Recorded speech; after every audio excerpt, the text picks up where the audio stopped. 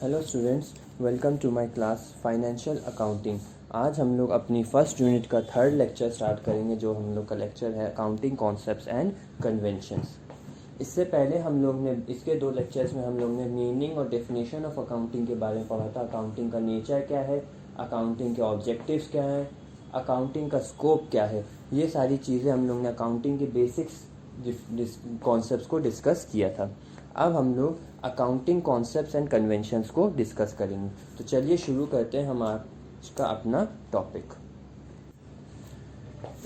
Generally accepted accounting principles. क्या generally accepted accounting principles का मतलब क्या? जनरली मतलब usually accepted accounting principles. Account ये ऐसे है, मतलब इनका मतलब ही ये है कि these are the universally accepted, की मतलब हर जगह, सिर्फ इंडिया को नहीं बाकी और भी कंट्रीज़ में ये ऐसे कुछ अकाउंटिंग प्रिंसिपल्स हैं जो हर जगह एक्सेप्ट होते हैं। हर जगह इन्हीं के बेसिस पे अकाउंटिंग को वर्कआउट किया जाता है। तो इसको पहले देखते हैं। इसमें लिखा है generally accepted accounting principles are basic accounting principles and guidelines which provide the framework for more detail and comprehensive accounting rules, standards and other specific accounting practices.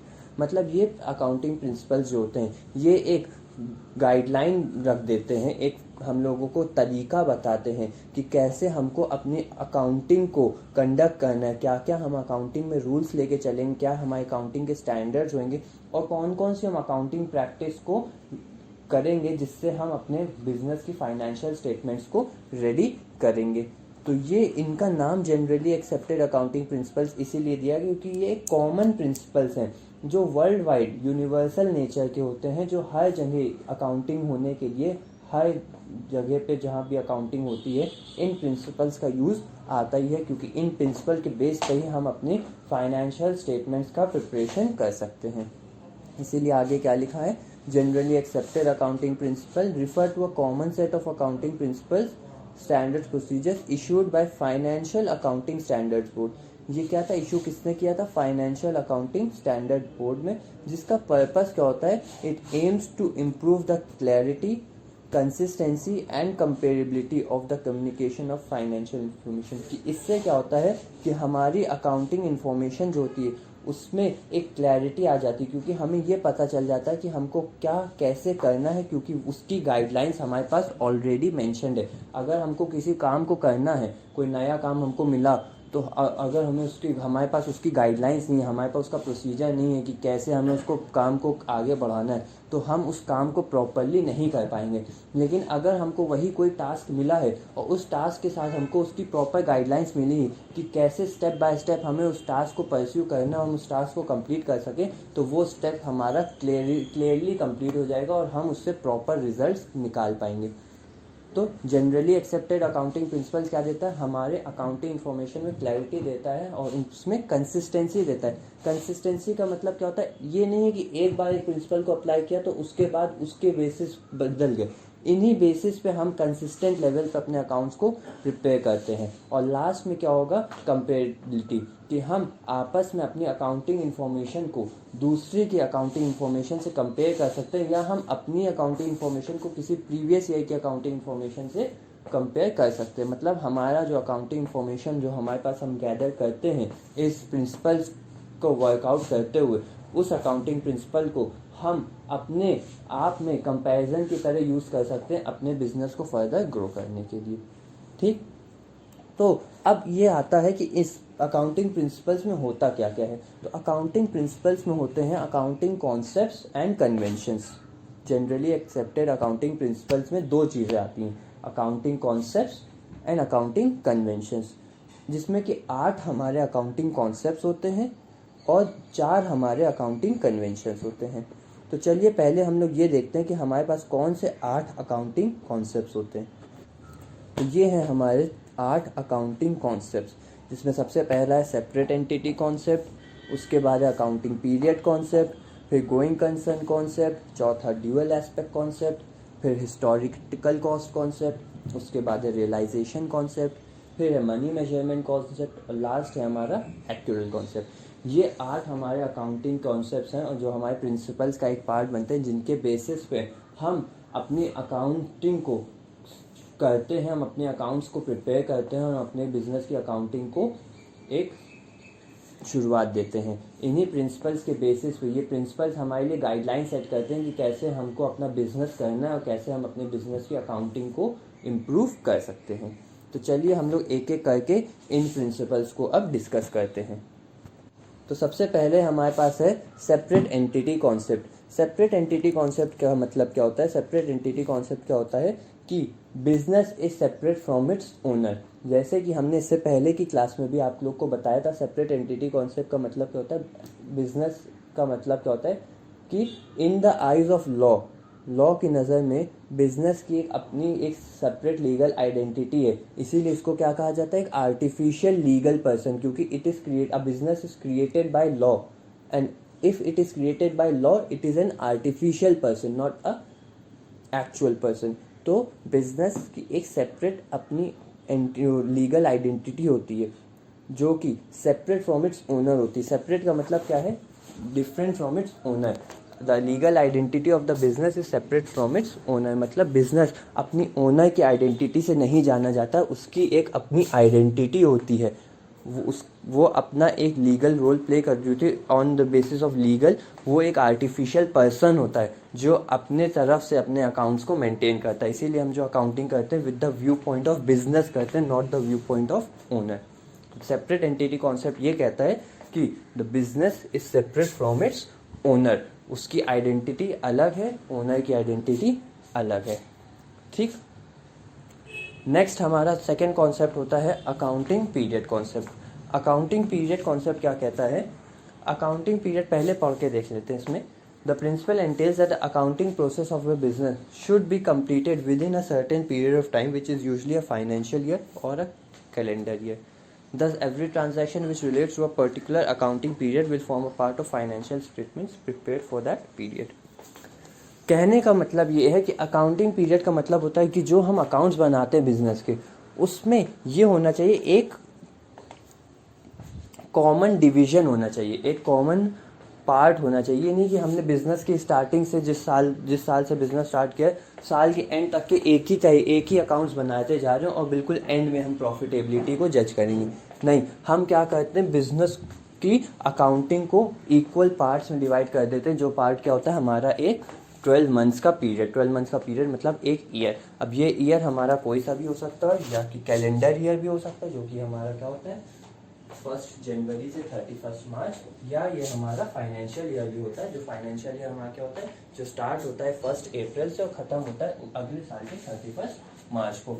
तो हमारा अकाउंटिंग पीरियड कोई भी एक पीरियड हो सकता है, चाहे वो कैलेंडर ईयर हो या फाइनेंशियल ईयर हो। लेकिन अकाउंटिंग पीरियड का मतलब क्या होता है कि हम जो अकाउंट्स बनाते हैं वो हम एक रेगुलर इंटरवल्स पे उस अकाउंट्स की वर्किंग करते रहते हैं कि हमको रेगुलर बेसिस पे अपने बिजनेस की प्रॉफिटेबिलिटी और बिजनेस की वर्किंग के बारे में पता चल जाए। तो हम हर पर्टिकुलर अकाउंटिंग पीरियड के ट्रांजैक्शन उसी पर्टिकुलर अकाउंटिंग ईयर में रिकॉर्ड करेंगे, जिससे हमें हमारी फाइनेंशियल स्टेटमेंट्स का पोजीशन पता चलेगी।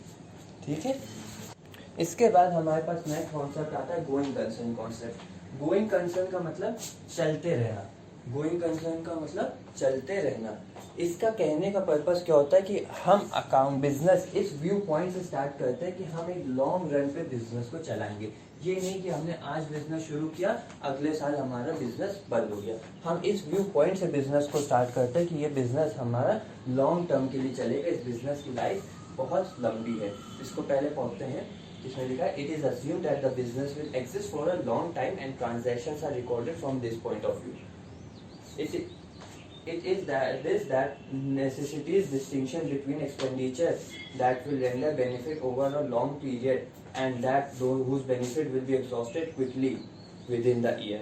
तो मतलब क्या है कि हम इस assumption पे बिजनेस को स्टार्ट करते हैं कि हमारा बिजनेस एक लॉन्ग रन बिजनेस है और ट्रांजैक्शंस जो है वो उसी पॉइंट ऑफ व्यू से हम रिकॉर्ड करते हैं कि ये हमारा एक लॉन्ग टर्म पीरियड के लिए हमने बिजनेस को शुरू किया है। ये नहीं है कि हमने आज के टाइम पे बिजनेस शुरू किया, अगले साल हमने उस बिजनेस को वाइंड अप कर दिया, बंद कर दिया। ऐसा नहीं कि कोई बिजनेस ऐसे बंद भी नहीं होता है, वो कोई सिचुएशनल लॉस हो गया या कोई बिजनेस वर्कआउट नहीं हुआ या कोई और अनहैपनिंग हो गई जिसकी वजह से बिजनेस बंद हो गया। लेकिन इस व्यू पॉइंट से कोई बिजनेस स्टार्ट नहीं करता कि हम बस 1 साल के लिए बिजनेस कर रहे हैं। वो तो कुछ भी सकता है, क्योंकि फ्यूचर इज अनसर्टेन, फ्यूचर के बारे में किसी को नहीं पता कि हमारा बिजनेस कितना जाएगा। लेकिन हम जो व्यू पॉइंट लेके चलते हैं, हम यही व्यू पॉइंट लेके चलते हैं कि हमारा बिजनेस एक लॉन्ग रन प्रोसेस होएगा। ठीक, इसके बाद हमारा नेक्स्ट प्रिंसिपल आता है ड्यूअल एस्पेक्ट कॉन्सेप्ट। अब ये जो प्रिंसिपल आता है ये हमारी अकाउंटिंग का प्रिंसिपल आता है, सबसे बेसिक, सबसे पहला अकाउंटिंग का मतलब जिसके बेसिस पे हम अकाउंट्स को बनाते हैं, अकाउंट्स को बनाते हैं। ड्यूअल एस्पेक्ट कॉन्सेप्ट क्या कहता है? ड्यूअल एस्पेक्ट कॉन्सेप्ट हमारा डबल एंट्री सिस्टम के बेस पे है। ड्यूअल एस्पेक्ट कॉन्सेप्ट हमें बताता है कि हमारे बिजनेस में जो ट्रांजैक्शंस है वो डबल एंट्री सिस्टम के अकॉर्डिंग रिकॉर्ड होते हैं। कोई भी फाइनेंशियल हम स्टेटमेंट प्रिपेयर कर रहे हैं तो उसमें हम डबल एंट्री कॉन्सेप्ट को, डबल एंट्री सिस्टम को लेके चलते हैं। ड्यूअल एस्पेक्ट को, डबल एंट्री और ड्यूअल एस्पेक्ट सिस्टम जिसको ड्यूअलिटी कॉन्सेप्ट भी कहा जाता है, इसका पर्पस क्या होता है? For every debit there is a credit. अगर एक अकाउंट डेबिट हो रहा है तो उसके अगेंस्ट एक अकाउंट क्रेडिट होएगा ही होएगा। मतलब दोनों अगर इक्वल अमाउंट से डेबिट हो रहा है तो इक्वल अमाउंट से क्रेडिट भी होएगा। ये हमारा इसको रिफर करता है ड्यूअल एस्पेक्ट कॉन्सेप्ट को, ड्यूअलिटी प्रिंसिपल को, जो क्या कहता है कि जितने अमाउंट से अगर कोई अकाउंट डेबिट हो रहा है तो उतने ही अमाउंट से कोई और अकाउंट क्रेडिट होएगा। For every debit there is a credit account. जैसे कि हम एग्जांपल लेते हैं, अगर हमने ट्रांजैक्शन पास किया cash purchase, furniture purchase in cash, furniture purchase in cash, तो हमारी एंट्री बनेगी furniture account debit to cash account. अब 10,000 का हमने फर्नीचर लिया तो 10,000 से फर्नीचर डेबिट होएगा और 10,000 से कैश हमारा क्रेडिट होगा। तो क्या शो कर रहा है? Double entry concept. एक ट्रांजैक्शन के 2 एस्पेक्ट होते हैं, पहला डेबिट एस्पेक्ट, दूसरा क्रेडिट एस्पेक्ट। इसी के बेसिस पे जो हमारी बेसिक अकाउंटिंग इक्वेशन होती है उसका इन्वेंशन हुआ था, जो कि क्या कहता है? Assets is equals to equity plus liabilities. अगर हमारे एक तरफ एसेट बढ़ेगा तो दूसरी तरफ हमारी लाइबिलिटीज भी बढ़ेंगी, वरना हमारा एसेट्स बढ़ के उधर ही कम हो जाएगा। जैसे हमने अभी एग्जांपल दिया फर्नीचर परचेज्ड इन कैश, तो क्या होगा?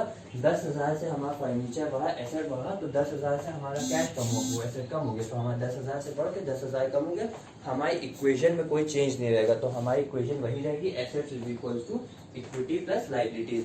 यहाँ इक्विटी क्या होती है? नेट वर्थ, जो कि एक कैपिटल होती है, और लाइबिलिटीज का मतलब एक्सटर्नल लाइबिलिटीज जो हमें बाहर एक्सटर्नल लोगों को पे करनी होती है।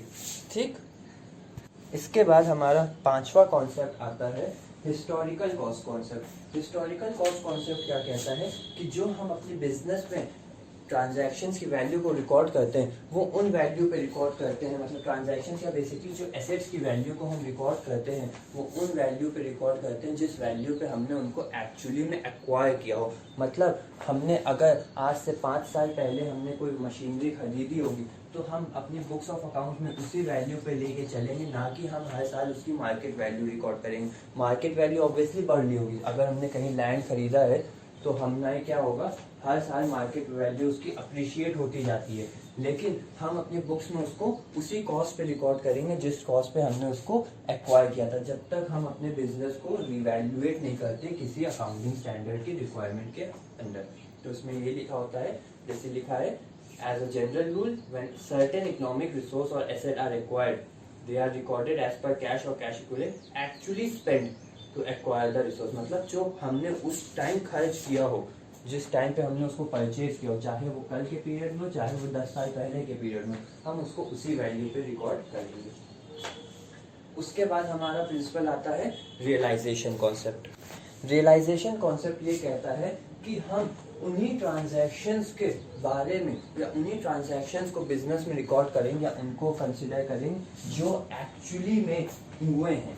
हम किसी फ्यूचर ट्रांजैक्शन को अज्यूम करके उसको बिजनेस में रिकॉर्ड नहीं करेंगे। अब एक्चुअल ट्रांजैक्शन में वो कैश ट्रांजैक्शन भी हो सकता हो, क्रेडिट ट्रांजैक्शन भी हो सकता हो, लेकिन वो ट्रांजैक्शन होना चाहिए। सपोज हमने सेल करी, हमने 1 लाख की सेल करी, उसमें से हमको 40,000 कैश मिला, 60,000 उसने हमसे कहा कि वो हमको थोड़े टाइम बाद पे करेगा, तो वो हमारे डेटर्स की लिस्ट में आ गया।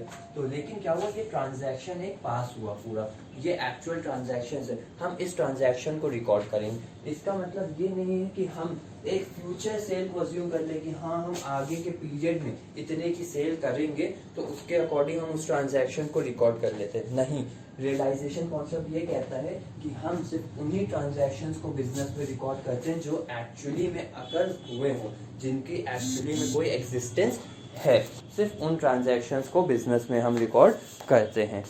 ठीक, जैसे इसमें लिखा है, आखिरी की 4 लाइनों पे आते हैं, unless money has been realised, either cash has been received or a legal obligation to pay has been assumed by the customer, no sale can be said to have taken place or no profit or income can be said to have arisen. जब तक हमें cash ना मिल गया हो या किसी ने हमको लीगल ऑब्लिगेशन ना दे दिया हो कि वो हमको उस चीज़ के लिए पैसा देगा, तब तक हम उस ट्रांजैक्शन को अज्यूम नहीं कर सकते।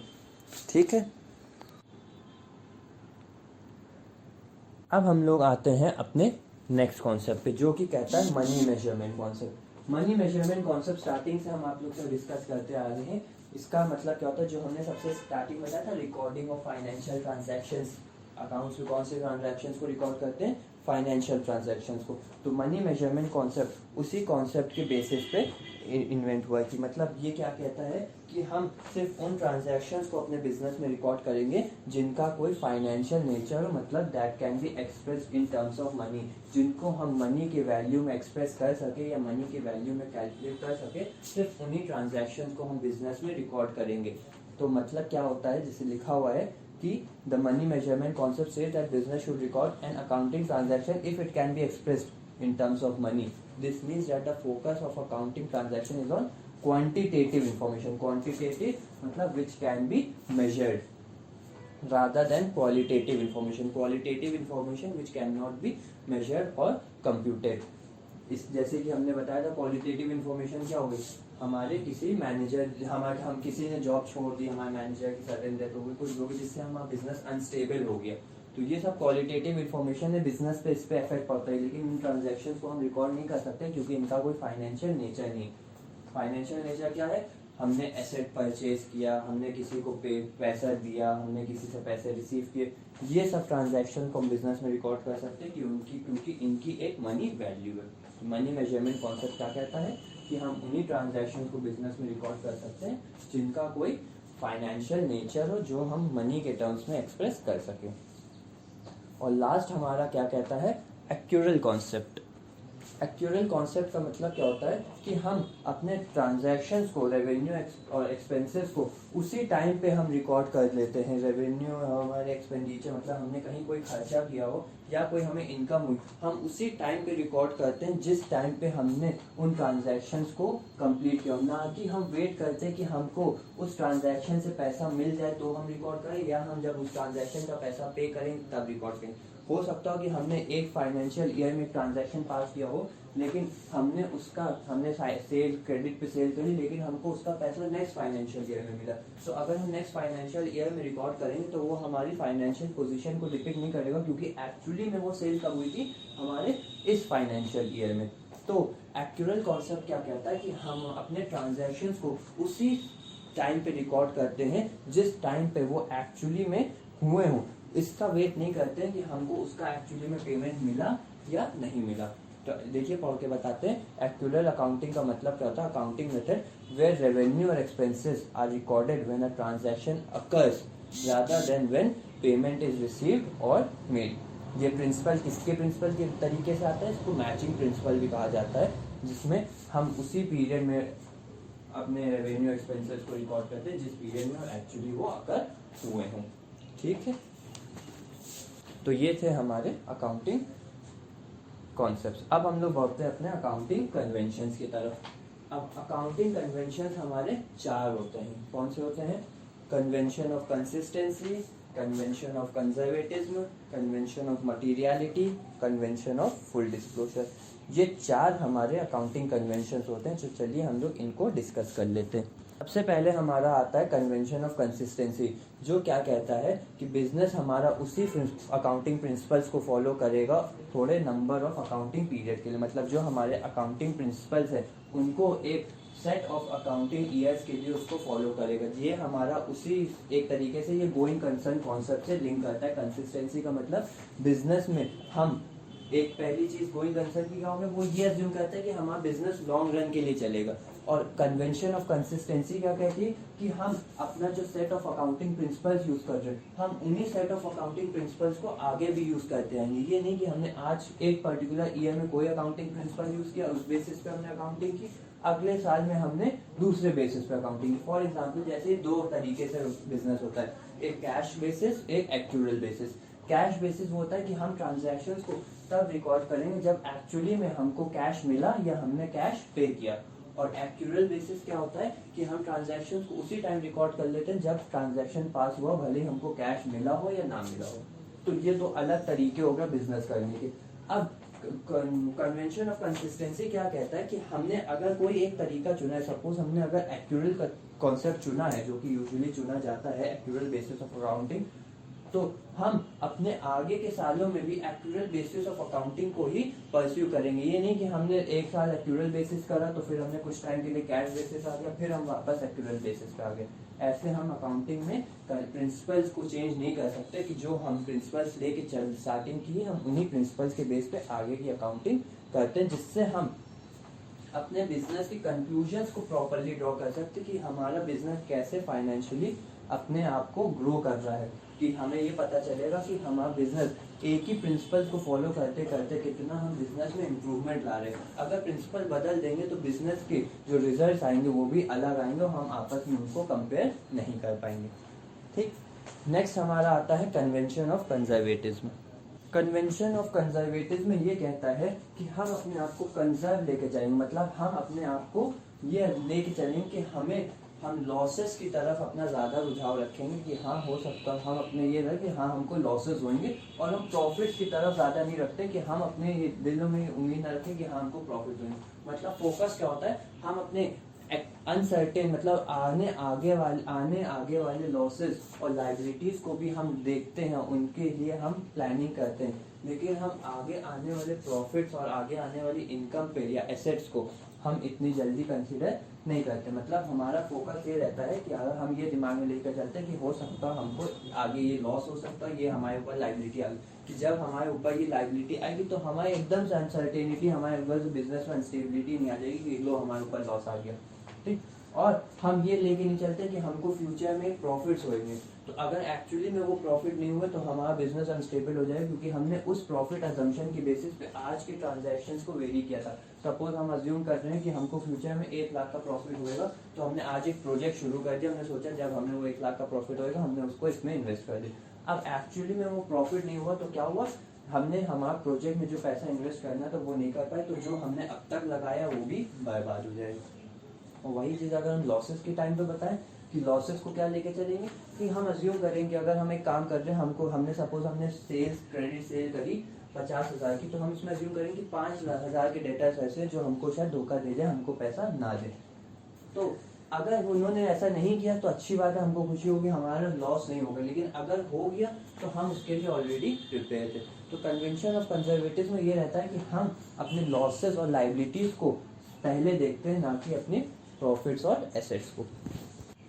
इसके बाद हमारा आता है convention of materiality. Convention of materiality क्या कहता है कि हम बिजनेस में हर मटीरियल इंफॉर्मेशन को रिकॉर्ड करेंगे।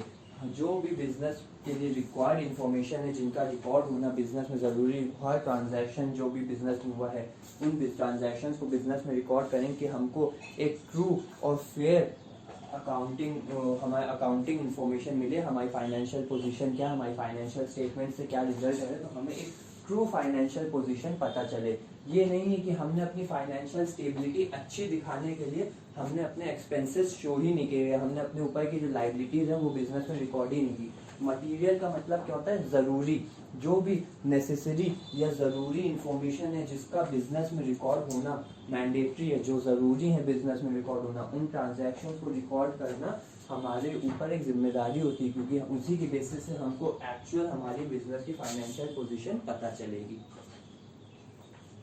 तो यही कहता है convention of materiality states the business shall include all the relevant and material facts separately in the financial statement. सबको अलग अलग अपनी सारी इंफॉर्मेशन को रिकॉर्ड करेगा।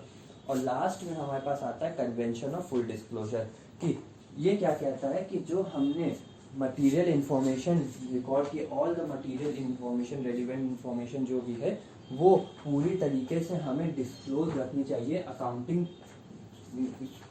इंफॉर्मेशन के लिए और फाइनेंशियल स्टेटमेंट्स की प्रिपरेशन के लिए। मतलब जो हमारे अकाउंटिंग के यूज़र्स होते हैं, अकाउंटिंग यूज़र्स मतलब स्टेक होल्डर्स, जो बिजनेस में किसी ना किसी तरीके से इंटरेस्टेड है या बिजनेस में किसी ना किसी तरीके से उन्होंने पैसा इन्वेस्ट किया है, जैसे मैनेजमेंट हो गए हैं, एम्प्लॉयज़ होते हैं, debtors, creditors, government, general public, और भी बहुत लोग जो होते हैं बिजनेस में अलग अलग तरीके से जिनका इंटरेस्ट होता है, स्टेक होता है। तो इनका क्या, उन पे इंडियन लोग क्या उम्मीद रखते हैं कि बिजनेस के ऊपर एक रिस्पॉन्सिबिलिटी होती है कि इनको बिजनेस की एक ट्रू और फेयर फाइनेंशियल पोजीशन के बारे में पता चले, ताकि वो ये जान सके कि ये बिजनेस की एक्चुअल फाइनेंशियल पोजीशन क्या है, उसके अकॉर्डिंग वो अपने डिसीजन ले सके कि उनको इस बिजनेस में रहना है या इस बिजनेस से उनको हटना चाहिए। तो ये नहीं है कि अगर हमने अपने जो भी अकाउंटिंग यूजर्स है उनको गलत इन्फॉर्मेशन दे के उनको बिजनेस में होल्ड करके रखा हुआ कि अगर हमको जो भी कुछ अगर लॉस हो रहा है तो हम उनको वो प्रेजेंट नहीं कर रहे। हमें जो भी एक्चुअल और रियल इन्फॉर्मेशन है, जो भी मटीरियल इन्फॉर्मेशन है, उनको उनके सामने डिस्क्लोज करना चाहिए। ठीक, तो ये सब हमारे अकाउंटिंग कॉन्सेप्ट्स एंड कन्वेंशंस थे, 8 अकाउंटिंग कॉन्सेप्ट्स और ये हमारे 4 अकाउंटिंग कन्वेंशंस। तो आज की क्लास को हम लोग यहीं वाइंड अप करते हैं। नेक्स्ट क्लास में हम लोग इसके आगे का टॉपिक डिस्कस करेंगे। ठीक है, थैंक यू क्लास।